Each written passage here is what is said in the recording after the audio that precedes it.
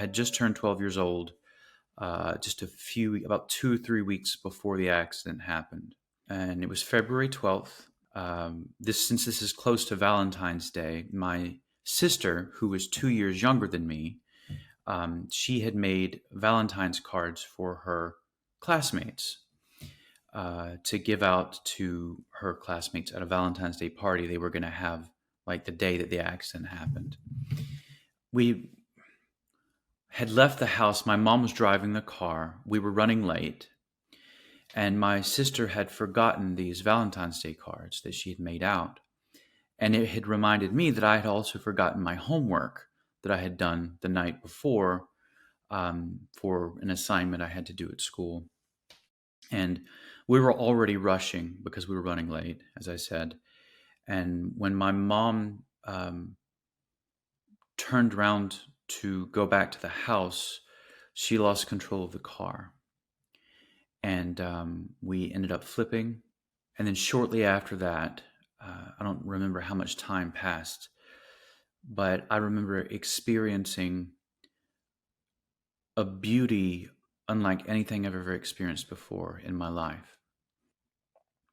As I said before I started this recitation, there were really no words that I can use to describe it accurately. But first of all, there was no time. Everything seemed to be happening at once, which is, we don't have a word for that in the English language.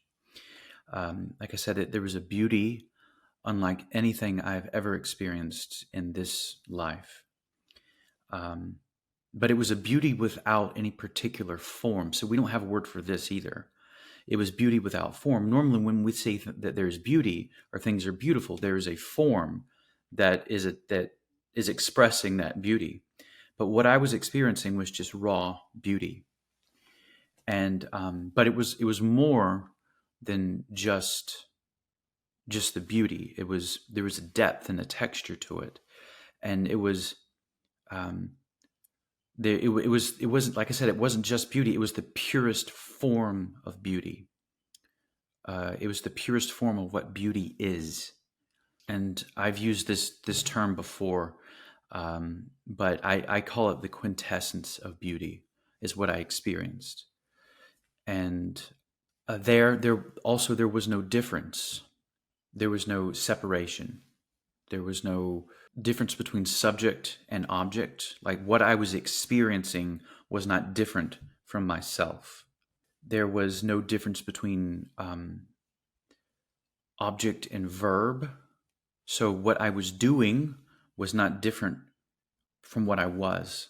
I couldn't distinguish between what I was experiencing and what I was. There was, like I said, there was no difference. There was no separation. And but beneath all of this, there was a knowing, unlike anything I've ever experienced before, and a wholeness, a completeness. As I said, there are no words. And in the accident, I ended up having a lacerated liver, a lacerated colon, bilateral pneumothorax, which means both of my lungs collapsed. I had a fractured L2 vertebrae, and I had a contusion on my prefrontal cortex, so a bruise on the front of my brain. And I ended up being in a coma for a month. And the doctors gave me about a 20% chance of survival, with a 90% chance that if I did survive, that I would be in a vegetative state for the rest of my life. Anyway, so I ended up waking up from my coma, and I was in the hospital for about 3 months. And my maternal grandmother, adopted me at that point after I got out of the hospital. She actually stayed with me in the hospital while I was recovering. Yeah, long story short, because of the love and support and care that she gave me, I was able to transcend those odds that the doctors had given me. And I think, a lot of people like to hear about near-death experiences, but mine, I think, was different than a lot you will hear, because there wasn't this interaction with something separate from myself, these other beings, right? It was an understanding that I was all these beings. And it has taken me about 26 years to find the right language and accumulate the right terms to at least point to what I experienced. As I said, there are no real words to accurately describe it, but it's taken me all this time to finally develop the right language to talk about it in a way that can really be understood. Of course, you didn't have no concept of time over there. You don't know how long you were. Right. Did you lose consciousness? You were in coma? What happened? Mm-hmm. I was in a coma for a month, and the near-death experience happened right at the beginning. You might be over there for a second, but you might be in for a millennia. It doesn't matter because it's no time. Yeah, I could tell you accurately that this is something I could say. I was there for eternity, but that's not talking about time. Time is something that we can measure. What's over there can't be measured. It's hard to put into words. Okay. What changes happened in you after this experience? You were a 12 years old, regular kid, probably playing. Mm-hmm. What happened with you after that? Did you notice any major shift in your consciousness? Or Yeah, anybody I else did. around you, like your friends and relatives, notice something really changed in you? Yes. Uh, no, before that time, no one in my family. I come from a secular family. No one in my family had ever gone to church or talked about spiritual or religious things. But when I came out of my coma and I went home, I was trying to figure out how to talk about what I experienced. And so I started going to church. I'm from the Bible Belt. So I started going to church when I was able to, and looking for answers. I'm looking for someone to explain to me what I experienced. What people like when I go to these churches and listen to these sermons and talk to these ministers, they were able to give me a lot of rules and regulations and fundamentalist dogma that they had read in a book somewhere, or they had read in an article, or read, or listened to in a video, or heard in a sermon somewhere. But so it was all by rote, things that they had heard or said or seen somewhere, but nothing that was based on experience. No one was able to tell me what I had gone through. No one was able to alleviate my. I guess there was a sense of anxiety about it because I just wanted to understand what it was that I'd experienced. That I was now carrying this understanding that I couldn't put into words. And so I went to a lot of different Christian denomination churches. I was actually baptized Methodist, but I went to a lot of different other denominations looking for different explanations and someone who could actually clearly tell me what had happened. And I wasn't able to really find any language, at least start to find any language, until I had graduated high school and had gone to college. And I'd moved up to New York and was studying up there. And I'd finally started having conversations about Eastern philosophy, which started to very much resonate and seem to talk about the things that what I'd experienced over there in a really coherent way. And so that's when I started to say, now I'm starting to, this makes sense. This is talked about, because when I started reading the Bhagavad Gita, and there are sections in there that talk about what I experienced. They at least pointed to it. And I also read, a good deal of the Buddhist sutras, and also the Upanishads of Hinduism. And so I started reading this material, and I started to, it was resonating. I was like, oh, this is what I experienced. Why couldn't I get this in Yeah. my formative years when I was reading it and listening to all these people? Yeah. So yeah. Yeah, this might not be, I might not include this in the podcast. I don't know. I'm not sure, but because it's very Mm-hmm. personal and I'm talking about myself, which I shouldn't do, but I'm going to share it with you. So when I came to, and I moved to Los Angeles to go to the film school, American Film Institute, I was going in Hollywood. And one day I was walking in Santa Monica. There is I don't know if you've ever been, there is a street called 3rd Street. It's like a promenade street. A lot of musicians over there. And I was walking the street and one guy comes to me. he was a monk or something, looked like a monk, an orange. Say, hey, here's a Bhagavad Gita for you. Here's a Bhagavad Gita. I say, I don't need it. And he said, no, take it, take it, take it. I took it. I said, okay, thank you. He said, no, $10, $10. Probably right now, probably it's $50. Back then, the night was $10. Okay, I gave him $10. I left. And I didn't want to throw away the book. So I said, it's probably some kind of scripture. I don't want to throw it away. I put it in my boxes with my books.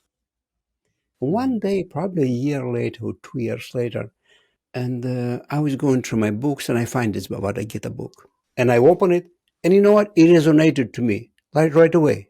And I start reading. This is interesting. This is different level, And I start reading. I say, you know what? Let me find some. I said, well, I thought maybe this is Hindu teaching. I got to find a Hindu church or a Hindu temple to go. So I started looking for a temple, Hindu temple. I go to it. I remember I went to a gas station. I see some guy with this turban. I say, hey, are you a Hindu? I said, no, I'm a Sikh. Okay, I'm sorry. They were so Those are hostile. related, though. Hinduism and Sikh they're very related, though. I know. Sikhism and Hinduism, yeah.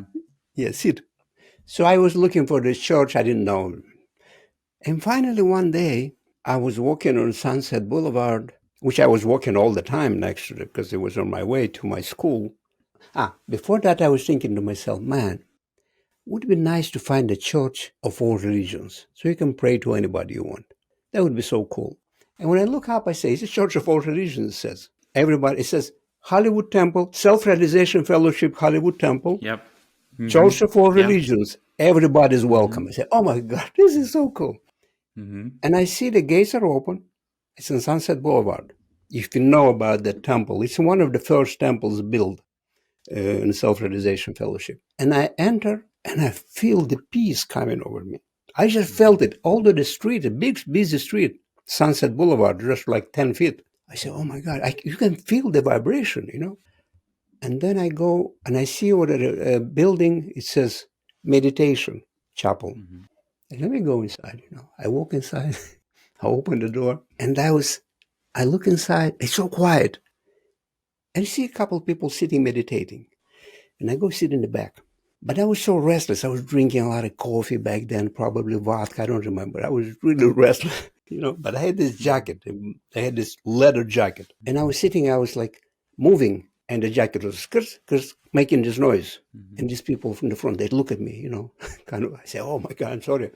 So I said, I'm intruding here with my noise. I left. Next time I put some different clothes, and I came back and I started coming to this temple.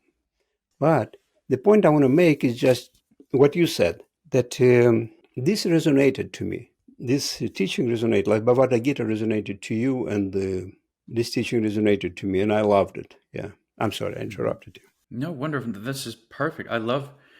That's a beautiful story. And I think it's important to remember that religion has everything to do with God, but God has nothing to do with religion. And part of my work now in this life, my work has a lot of different facets. But that's one of the main messages I'd like to, that I'm it's already out there, but I want to keep putting this out there that, religion has everything to do with God, but God has nothing to do with religion.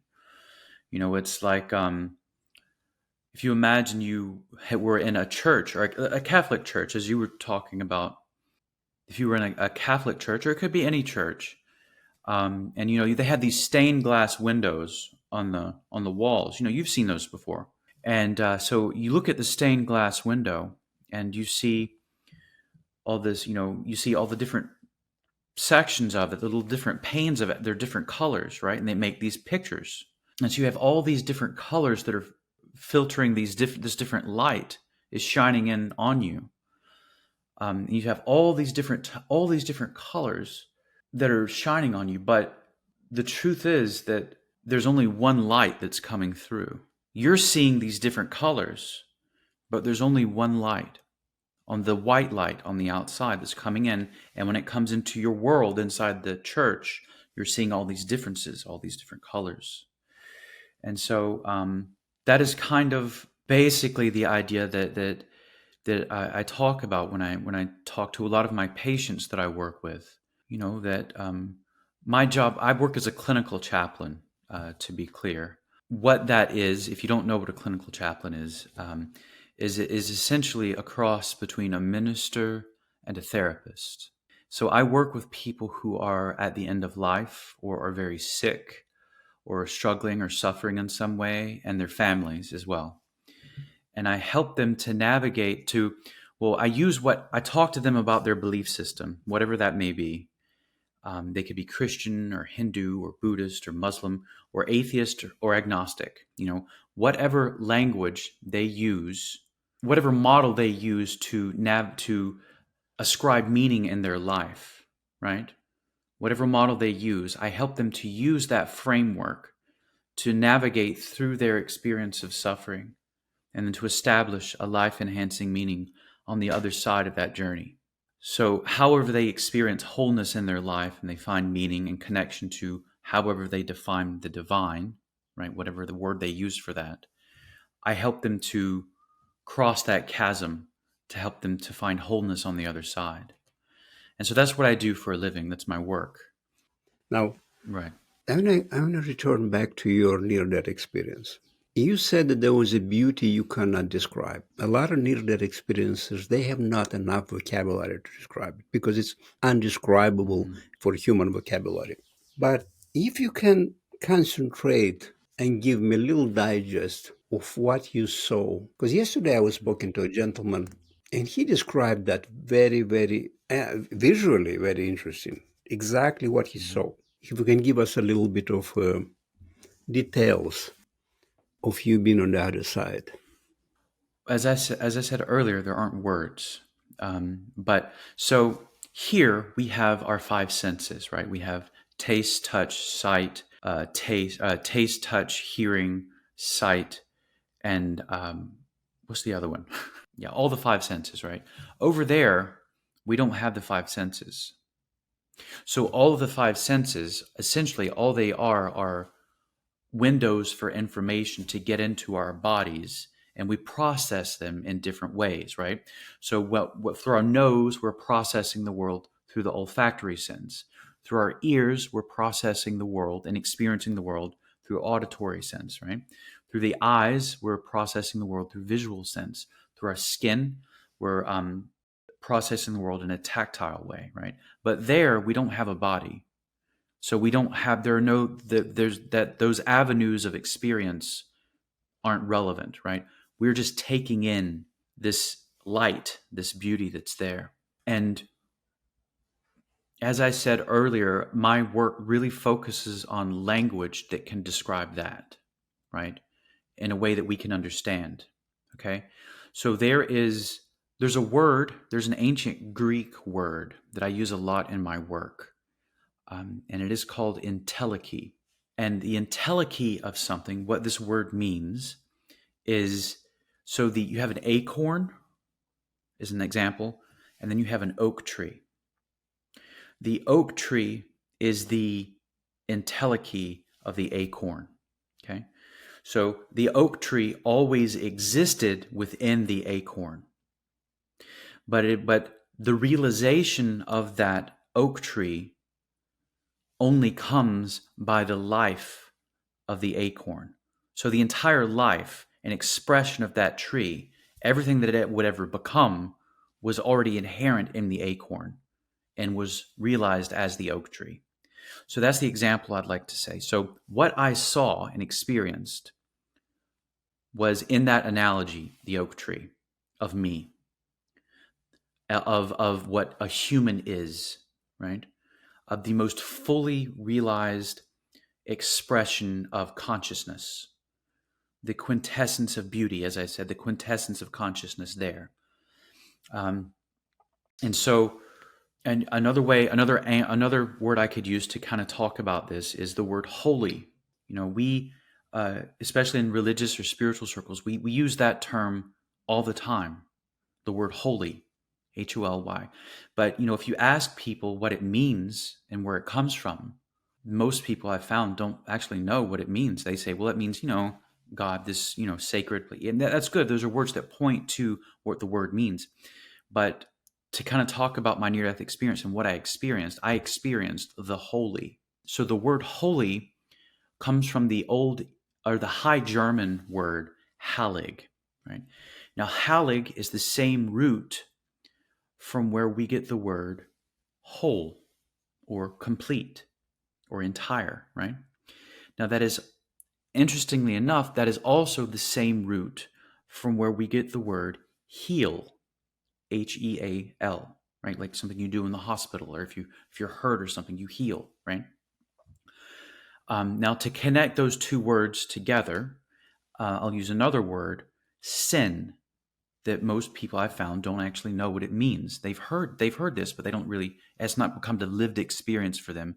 And I feel like part of my work is trying to help us to, in another way, help us to for our language to be a lived experience for us, so we can really understand what we're saying when we talk about things. So the word sin actually was not originally a religious word at all. It's actually an archery term. And sin means to miss the mark, right? So if you shoot an arrow and you miss the bullseye, you have sinned. Literally, that's what that means. Now, in our lives, like we say, we sin all the time, we make mistakes, right? So sin is like falling short of the glory of God or something, right? Or falling short of wholeness, right? And perfection. So in archery, if you shoot an arrow and you miss the mark, you've sinned. So in archery, what you do is you go up and you pull the arrow out and you try again and you try again and you try again until you get it right.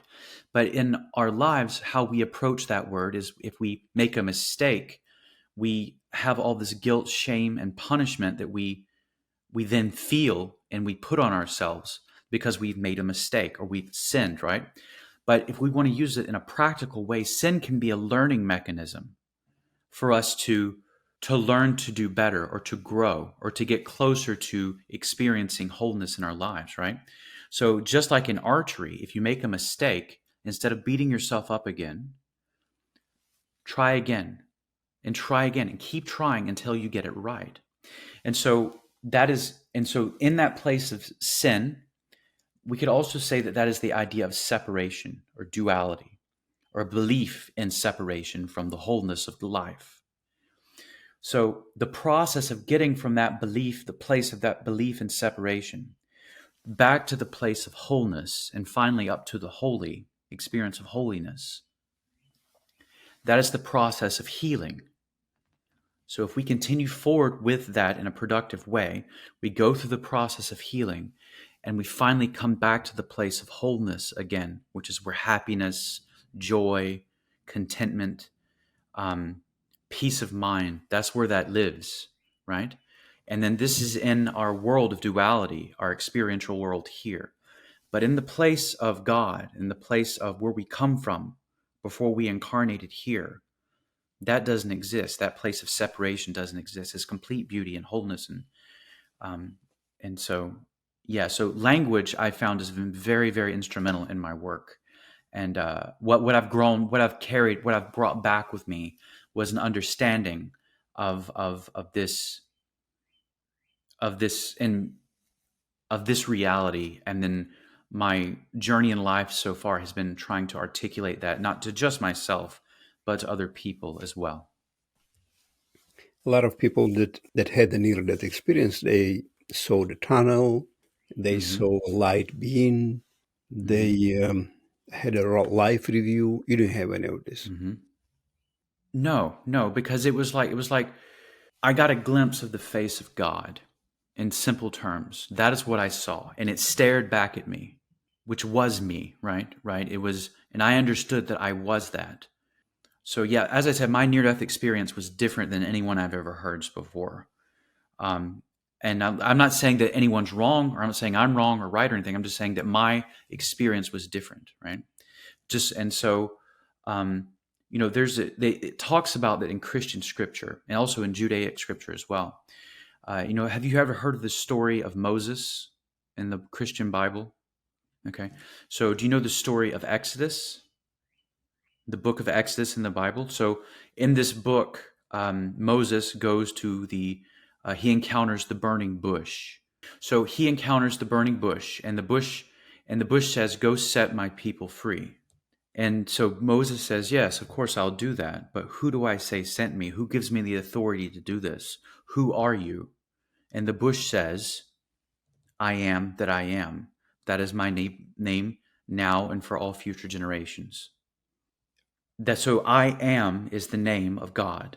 It's interesting to me that every person you meet, no matter who you are, no matter who they are, no matter what they believe, no matter where they're from, no matter what culture they're a part of, everyone in whatever language they speak, doesn't matter. We all identify ourselves as I am. In fact, we say the name of God before we say our own name. When we got on this morning and we first met one another, you said, "Hi, I'm Sergio." And I said, "Hi, I'm Zach." So this sense of being, this is the presence of God was expressed before we even stated our own name. And so being God is a being, right? God is the being. If you think about it, being is a verb, which, it manifests as the noun, but being is a verb. And so God is the being, right? God is being, but I am a human being. You are a human being. Your being expressing itself through the prism of the individuality of Sergei, right? And I am being expressing itself through the prism of the individuality of Zackary. And so this reality, helping people to touch into this eternal presence and eternal reality of wholeness and completion and vitality is part of what I do and what I've gathered and taken from my near-death experience. So in my near-death experience, there was like this huge download that happened to me. All this information was like put into my consciousness at that time, and it's taken me now 26 years to process that. So it was like, think of a computer, right? You're familiar with how computers work. So if you put too much information onto any one computer at any one time, what happens to the computer? It crashes, right? If you put too much, it'll crash, right? So a computer, by definition, is any device that stores and processes information. That's all a computer is. That's all our brains are. Our brains are just organic pieces of organic matter that process and store information. And so as a safeguard, so that our computers, our brains, do not crash, or we don't have strokes, or it doesn't crash, right? They are designed to process information in a linear way. So eternity is happening all the time. Eternity is. Everything that ever will be is now. But through the process, just like the entelechy of the acorn to the oak tree, the process of life is the uploading of that, right, in our computers. And so all that I experienced in my near-death experience is now finally starting to be processed over these years. And now I am at the point where I am helping other people to go through this journey on their own.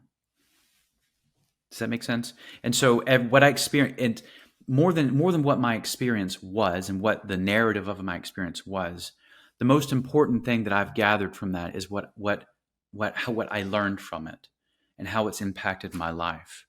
And I think that's the practicality of that is I found to be very useful. And so people all have these near-death experiences, and all the stories are similar in some way, but they're different as well, and they're entertaining. But for me, it's been how can I help other people with this? How can this how can this improve my life? Well, And how can I help other people? every near-death experiencers that I spoke to, they have the same desire. They came back here because I asked them, why do you think you had to come back? What was the purpose of you coming back to life? They say the same thing: to love, to teach how to love, to deliver this message, to share this experience maybe to write a book about this or do some courses, help people. Everybody has the same desire like you, but in a little bit different aspect. By the way, do you have a book written? Not yet, but I will. I'm actually, like I said, I'm finishing my graduate degree at the moment, and my graduate thesis is, and I'll talk about my near death experience, in in my writing or whatever I put out later. But my graduate thesis is actually on the Lord's Prayer in the original Aramaic language, which is very different from what we know today. It's an interesting story how I got to that. I can tell you the story, maybe after the interview. But but but my but the Lord's Prayer as it was originally spoken is very different from what we know today. In fact, the version that most people know is the King James version, and that version is at least 4 to 5 translations removed from the original Aramaic language. And so, and you're familiar, you speak multiple languages. So, if you translate things through Yeah, different yeah, languages, yeah, yeah. it I'm changes. translating a book myself right now. I am Hmm. translating my own book that I wrote, and I wrote it in Hmm. Russian. I'm translating, and it's impossible to translate it. You can't. You got to Hmm. rewrite it. You have to Hmm. rewrite Right. and go to the same emotions, and you have to deliver the message through the mentality of the language of the new reader, because we all have a Right. little bit different mentality, different background. So I have to bring my own. Mm-hmm. I have to deliver it in the way that people understand the humor, what's going on in the Hmm. book. It's not It's not a. Yeah. It's not a literal. Otherwise, you go into Google Translate and translate everything. It doesn't work like that. You have to Right. rewrite it if you want it Right. to be readable and interesting. Right. Yeah. Right. Let me ask you a question, Zach. Hmm. Hmm. After this experience, are you afraid of death? No, no, because death does not exist. There is no death. Life is eternal. There is only God. Only God exists. There is nothing else. Now, there are experiences within God, which is what we're having right now. But, in there is only the mind of God. There is only consciousness. In Christian scripture, it says, and I'm from the Bible Belt, so I have to be able to speak this language so that people can understand. In Christian scripture, when Adam was put to sleep so that God could take out the rib to create Eve. Do you know that part of the story? So Adam was put to sleep, but never once in the entire Christian Bible does he wake up. Never once does he wake up. So everything that we're experiencing right now is within the mind, the consciousness of God, which is the Son of God. And so, um, yeah, yeah, that's kind of where I'm coming from. Okay. All right. Let's say if people watch this podcast and they want to find more about you, to know what you're doing, maybe you have some courses or some, if you want to share Mhm. your information or your website or something, do you have anything like that? Sure. I currently I'm just starting really to kind of speak to a larger audience at the moment, um, and to share my work with a larger audience. So I don't have a website yet, but I do have a new email address that will speak directly to, if anyone wants to contact me, they can send an email to afoundmeaning@gmail.com.